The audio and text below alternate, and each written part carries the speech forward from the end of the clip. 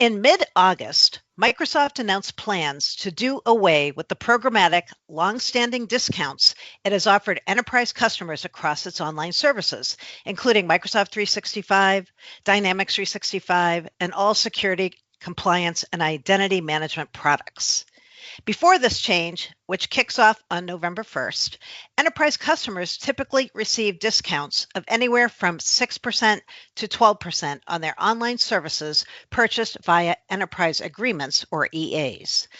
Now those discounts are disappearing. Cue the price increase panic. But actually, there's more to worry about here than the higher prices.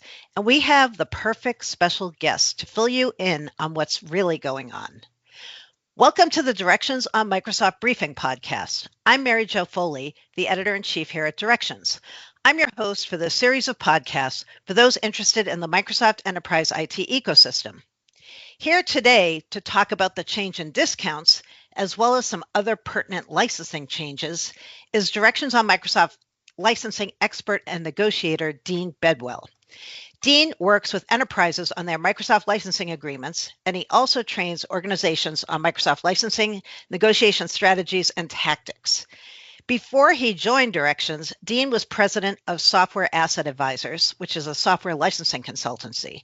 And before that, he was 12 years at Microsoft managing the Canadian business desk, where he was responsible for negotiating agreements with Microsoft's largest enterprise and public sector customers.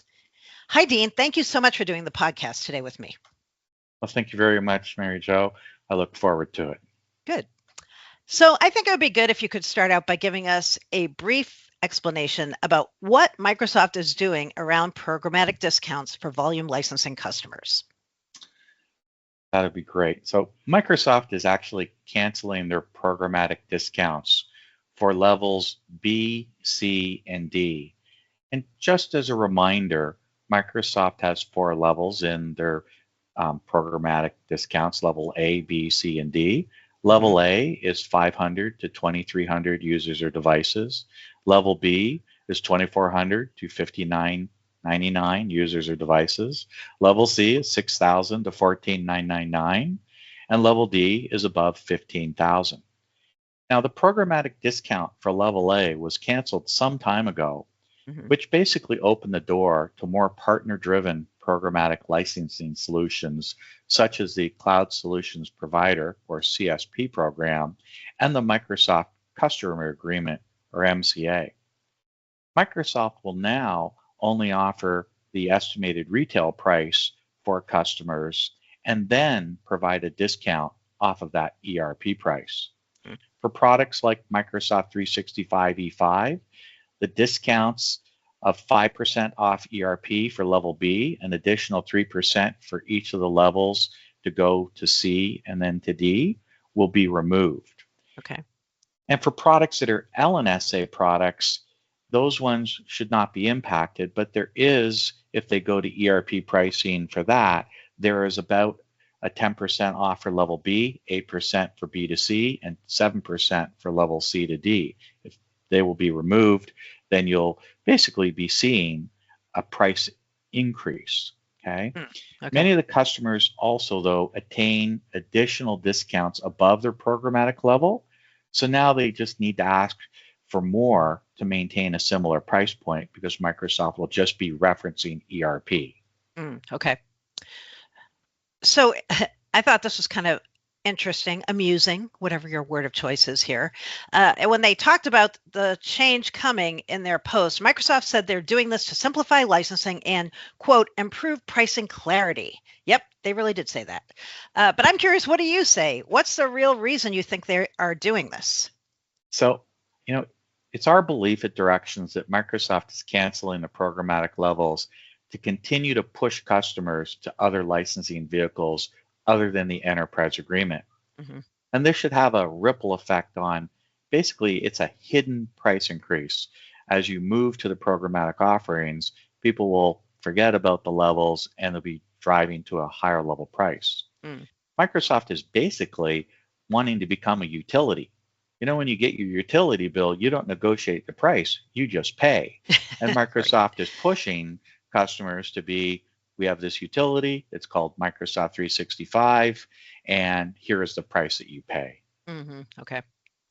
So as part of this push, which sounds like Microsoft's push to get completely rid of the EA, they're taking customers to the MCA, Microsoft Customer Agreement, and MCA for Enterprise, or MCAE as it's known. So if that is true, what should customers who end up having to give up their EAs expect? Can they still count on any kind of discount, or do they have to know what they had before and then work from there? So, again, at Directions, we believe that this is a trend to move people to these programmatic programs like the MCA or the MCA Enterprise. And really, the real thing you have to be concerned about is also the fact that Microsoft is also doing a reduction of sales, and they're also introducing AI in the sales process. You might have an account exec to talk to, but really the first line of defense is going to be an AI chat box, or I like to call Clippy in the cloud. Now, larger organizations will still probably have an account team and will still probably do EAs in the near term, but the arrow has been fired. Probably the enterprise agreement has seen its day. As for discounts, customers should be able to still attain discounts off the ERP price, but they will need to be diligent and focused. Having other negotiation levers will be critical. Items such as Azure growth, Power Platform usage, deployment increases, Copilot usage, and growth of Copilot, executive relationships are really things that will be critical when you move forward. And so, yes, they will still be able to count on getting discounts. They will just need to have a better story to do that. Okay, that's good to know.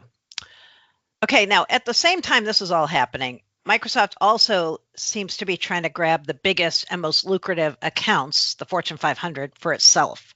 So if you're one of those customers, what should you expect to change as you start having to go direct with Microsoft?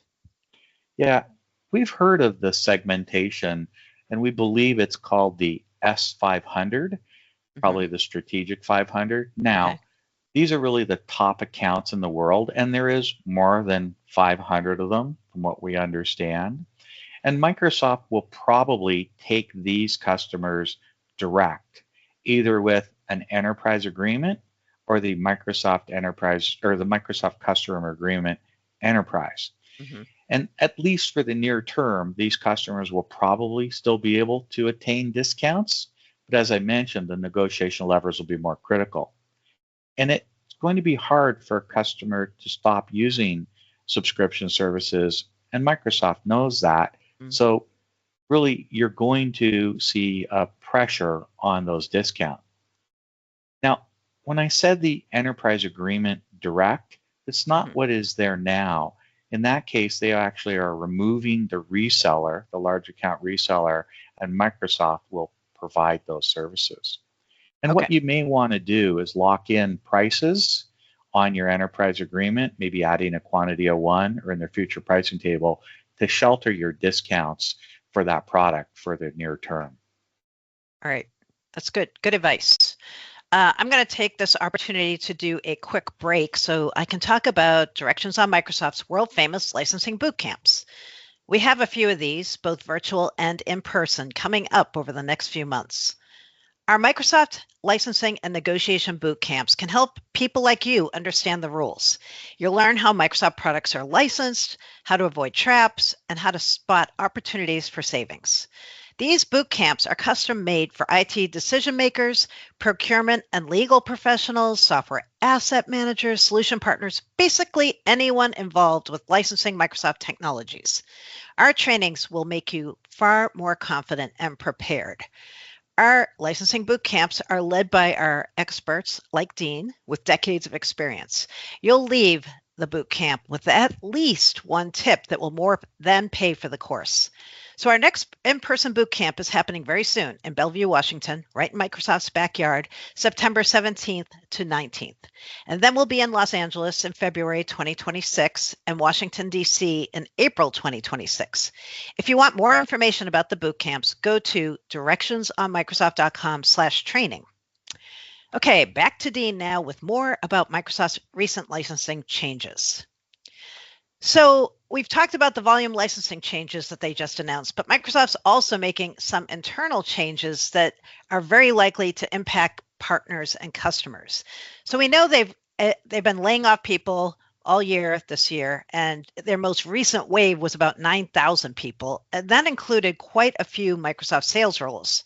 I've seen myself a lot of people with the title Customer Success Manager and other Microsoft account managers on LinkedIn looking for new jobs. So, Dean, what does that mean for enterprise customers?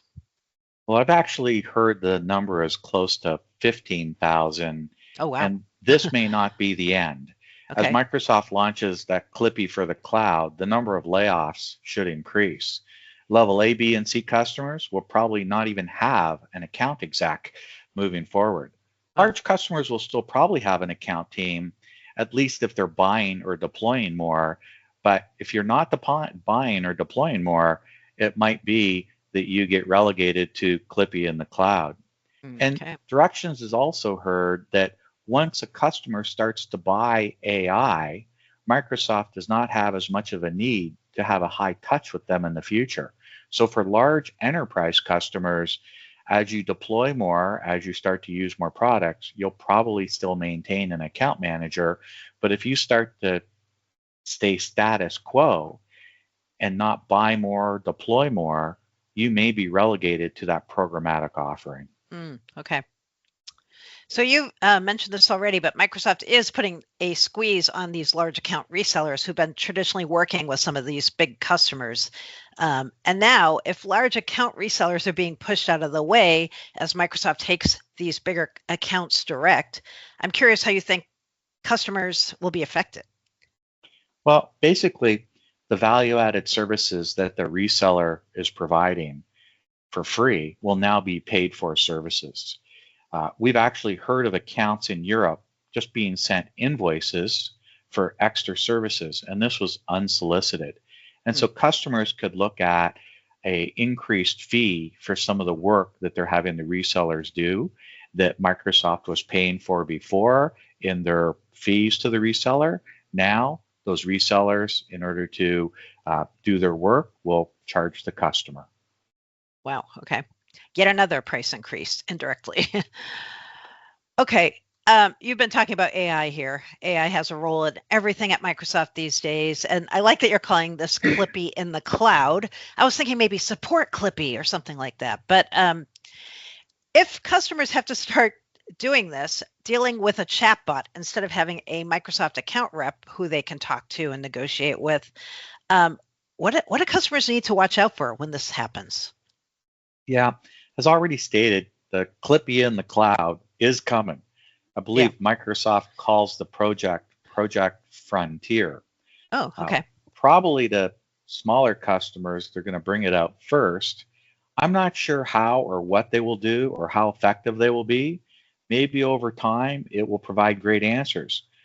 But our opinion is just like other Microsoft products, they're usually only 80% baked at launch. It's sort of like building the plane and flying it at the same time. Mm-hmm. And imagine that with some AI, non-compliance may be uncovered a little bit easier. Take Windows Server Data Center and the Azure use benefit where customers have dual use rights on Azure and on-prem. There's currently not a gate in Azure to stop customers from over-allocating the Azure use benefit. Now with AI, it could just be a standard type of service where the AI engine goes and looks at your deployments in the cloud, goes and looks at your Azure hybrid benefit, and then once uncovered, might just even automatically bill you. Could be fairly expensive. And that's probably why, some of the direction services that we have may be key. Just having someone to talk to rather than ask a question of an AI chat box. And so we're not sure what this will actually eventually look like. It seems to be a trend Microsoft's going down. Smaller customers are going to be pushed to this, larger ones probably in the future. Okay. Very interesting. All right. Let's have some final words of advice for enterprises given all these changes. Is there anything they need to do before November 1st when this starts to try to improve their licensing position with Microsoft and partners? Or after November 1st, like what would you tell customers who are hearing about all these things that you're talking about and basically panicking? Yeah. And so if you've got an enterprise agreement now and you're got a project that is coming up, you may want to try adding those products as a supplemental CPS to your engage or to your enterprise agreement and adding a quantity of one so you lock in the price or adding it into the future pricing table. Also make sure that you know what the estimated retail price is now and what your price level programmatic price is now and what the discount that you got now. And that will help you in the future when you go to negotiate. And I know this is a cliche, but knowledge is power. And the more you know about the data, the better. Also consider third-party support. They could start to fill in the blanks for you to provide what Microsoft is doing at renewal time. You know, if you've only do one or two of these agreements in the course of your life, having a partner that has done many could be beneficial. You know, what is Microsoft discounting? What are the key products they're focused on? Are there any specific business or legal terms to consider? Knowing that through a partner could be very beneficial to you when you go to renegotiate whatever agreement you're going to be renegotiating. And as I stated earlier, there are a number of negotiation levers. You need to get a bigger picture of what those levers are to better negotiate. I would start now before this change in November and just continue that initiative on an ongoing basis. Okay. Also sounds like not to promote our own stuff, but I am going to. Licensing Bootcamp would be a great place to learn about all those things that you just said. Yes. Okay, Dean. Well, thank you so much for the time and all the licensing wisdom. I know customers will find that really useful. I would like to remind our listeners they can find lots more coverage of all things Microsoft related on directionsonmicrosoft.com.